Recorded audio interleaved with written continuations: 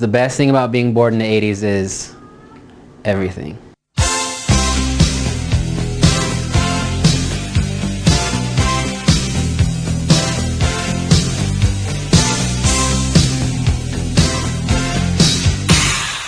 Alright, right here is my ideal 80s movie. I need it to take place in high school. I need all the kids in the high school to be played by actors who are probably in their mid-30s and be willing to dance at the drop of a hat. And I need there to be an overgrown duck suit who's just rocking the house. Howard the Duck. Every human actor in Howard the Duck is f***ing terrible.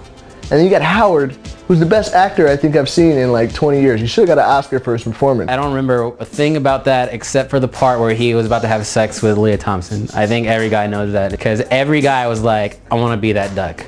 I just can't resist your intense animal magnetism. Whoops. She wants to bone him. It's really awkward to see a chick want to bone a duck.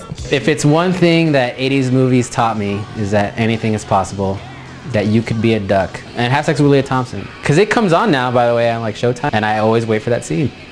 I always wait for that scene. I like 80s movies because they teach us lessons about our life. The Breakfast Club teaches us to challenge authority and be true to yourself. The best 80s movie of all, Breakfast Club to me by far. You got conflict, you got resolution, you got an asshole principal. The next time I have to come in here, I'm cracking skulls.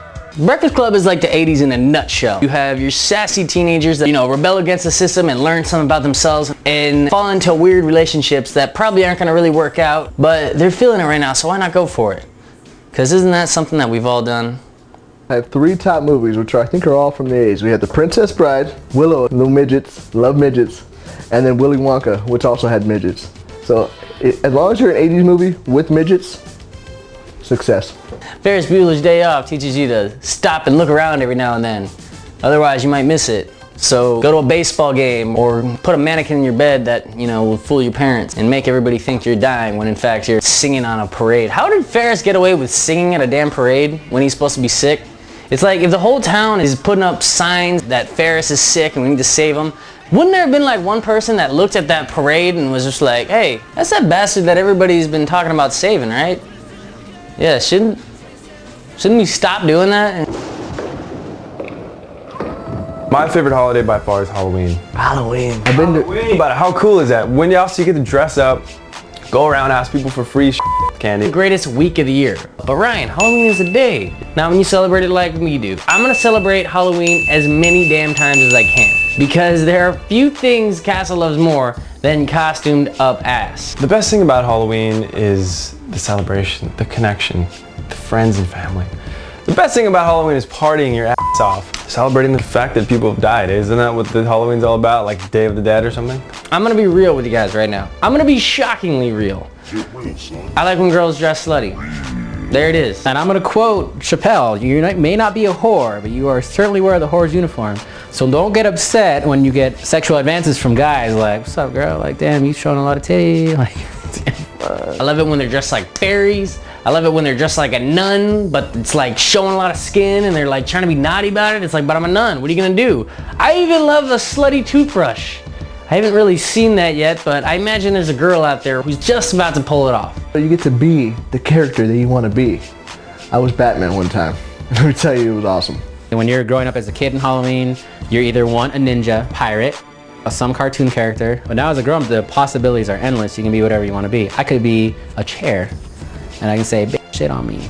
If you want to be Prince Charles, I don't know who'd want to be Prince Charles, but you could be Prince Charles. So my favorite costume is actually a jailbreaker. So I hide behind things, and he's like, and then I take off running. And everybody goes, oh no! I was a giant cheeseburger for Halloween.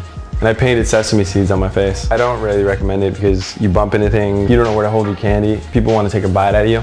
Me and my brother were like our favorite WWF wrestlers. I was Marty Jannetty of the Rockers. He was Brutus the Barber Beefcake. I don't know if you know who Brutus the Barber is, but he wears these like sheared up tights that are all fishnetted and stuff. I don't know what kind of age is actually appropriate for wearing that kind of garb, but I'm pretty sure it's not a 7-year-old. I wouldn't go as far as saying I'm that guy that wears that shirt that said, this is my costume, deal with it. You know what, that guy probably has no friends. I'm for sure he doesn't have any friends. Go stand out front. Go give out candy corn. If you are the house that's handing out sugar daddies and Tootsie Rolls, get the f out of the neighborhood. Have you ever tried to chew through an entire sugar daddy? Candy corn, Tootsie Roll, dimes, sugar daddy. And then below that is like those little plastic spider rings. Sometimes you get those shitty candy that they get to get a bag of peanuts and like, what? Did you really just give me some peanuts for Halloween? And then you get the good ones where they give you like full-on bar candies. I even had one person give me $1.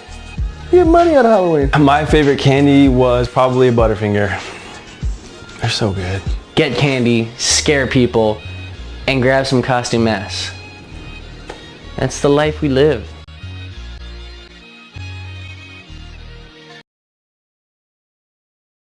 It start off with a dope, like 9-minute guitar solo with nothing else happening, just a dude shredding in his garage, right?